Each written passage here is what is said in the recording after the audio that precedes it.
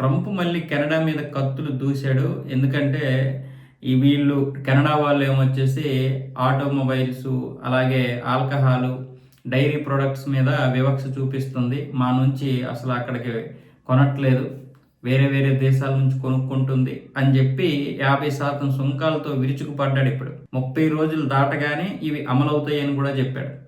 అయితే ఇక్కడ కెనడాలో మొదలైనటువంటి కార్చిచ్చు ఏదైతే ఉందో ఆ కార్చిచ్చు వల్ల, అంటే అక్కడ అడవులు తగలేడిపోవడం, ఆ యొక్క పొల్యూషను, ఆ పొగ అంతా కూడా అమెరికా వచ్చేస్తుందని చెప్పి ఆ చుట్టుపక్కల ప్రాంతాలు ఏవైతే ఉన్నాయో సరిహద్దు రాష్ట్రాలు, అక్కడ విపరీతంగా పొల్యూషన్ అయిపోయి ఈ పొల్యూట్ వల్ల అమెరికా తీవ్రంగా ఇబ్బందులకు గురవుతుంది. దానివల్ల మేము చాలా ఖర్చు చేయాల్సి వచ్చింది మా ప్రజల కోసం అని చెప్పి ట్రంప్ ఫైన్ వేస్తానన్నాడు. అప్పుడే మీకు భారీగా జరిమానా వేస్తానని చెప్తే అప్పుడు కెనడా గట్టిగానే సమాధానం చెప్పింది, మీ నుంచి కూడా మాకు ఇంతకుముందు ఇలాగే పొల్యూషన్ వచ్చింది, అప్పుడు మేము మీకు సహాయం చేశాము, అలాంటి సహాయాన్ని మర్చిపోకండి అని చెప్పి కెనడా గట్టిగా సమాధానం చెప్పింది. దీనికి మరి ఏమైందో తెలియదు కానీ ఈరోజు ఏమొచ్చేసి 50% సుంకాలు పెంచేశాడు. మరి అదే కారణమా లేకపోతే ఇంకేదైనా కారణమా తెలియదు.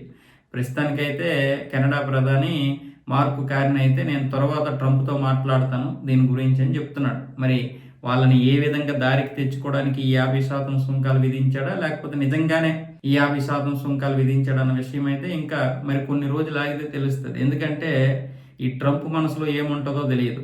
ఏమున్నా సరే అందరినీ తన దారికి తెచ్చుకోవడం కోసం సుంకాలు అనే ఒక ఆయుధం వాడతాడు. ఈ సుంకాల ఆయుధం వాడేసి అన్ని తన పనులు చేసుకుంటూ ఉంటాడు. అంటే ఒక బ్లాక్ మెయిల్ అన్నమాట.